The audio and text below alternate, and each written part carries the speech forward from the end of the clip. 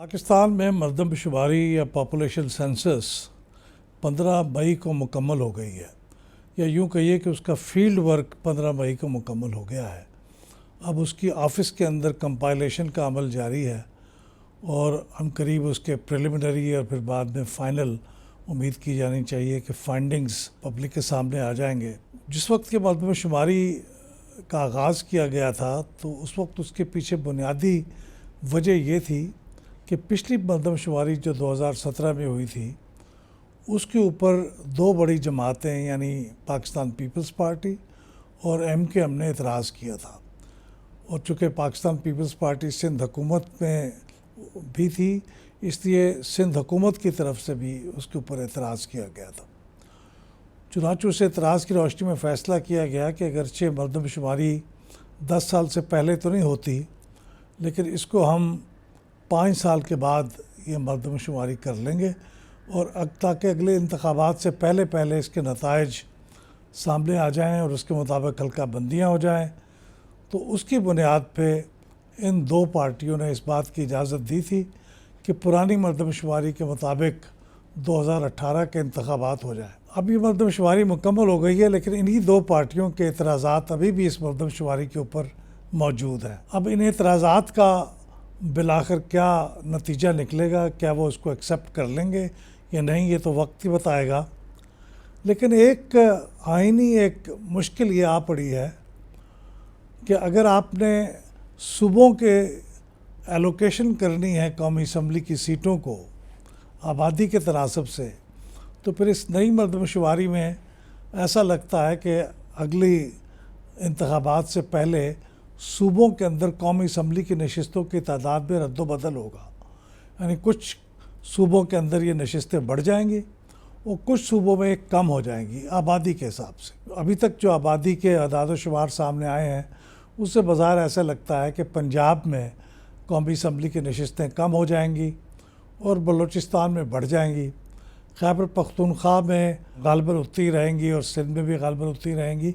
लेकिन ये चूँकि हतमी अदाद शुमार नहीं है, इसलिए ये बिल्कुल इब्तदाई सी बात है जो मैं कर रहा हूँ। लेकिन एक बड़ी मुश्किल जो है वो ये है कि जब ये तय हो जाएगा और फाइनल अदाद शुमार तैयार हो जाएंगे तो उसके मुताबिक इलेक्शन में उनको रूबा अमल लाने के लिए, यानी इलेक्शन में उनको इस्तेमाल करने के लिए ज़रूरी होगा कि आइनी तरमीम की जाए।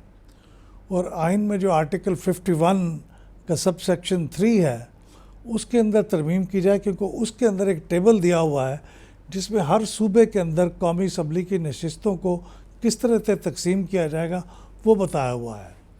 और इस वक्त जो बताया हुआ है वो तो इस वक्त के हिसाब से और 2017 की मरदमशुमारी के हिसाब से है।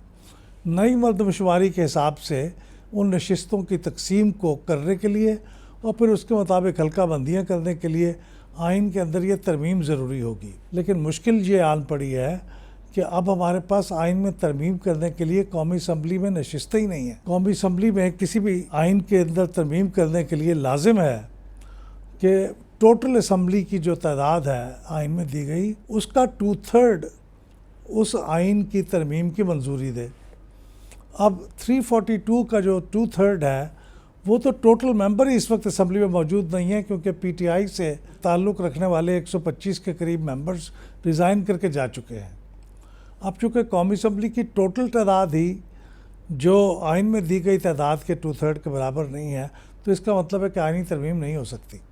और अगर आइनी तरमीम नहीं हो सकती तो फिर ज़ाहिर है कि अगले इंतखाबात में उस हिसाब से नशिस्तों की जो डिमार्केशन है वो भी नहीं हो सकती। अब ये अगर डिलिमिटेशन होगी तो वो सिर्फ इतनी होगी कि सूबों के अंदर जो नशिस्तें हैं कौमी असम्बली की वो तो उतनी ही रहेंगी जो 2017 के हिसाब से पहले एलोकेट हो चुकी हैं।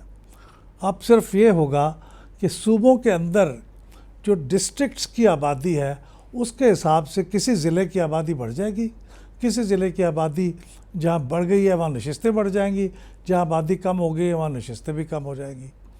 तो इस हद तक तब्दीली होगी।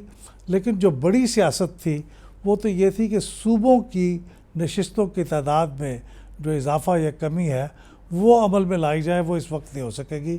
ये एक आइनी सा एक मसला है और शायद ये PTI के रेजिग्नेशन के बाद किसी ने सोचा नहीं है, वरना शायद ये इतनी जल्दी मरदमशुमारी कराने की कोई ख़ास ज़रूरत नहीं थी।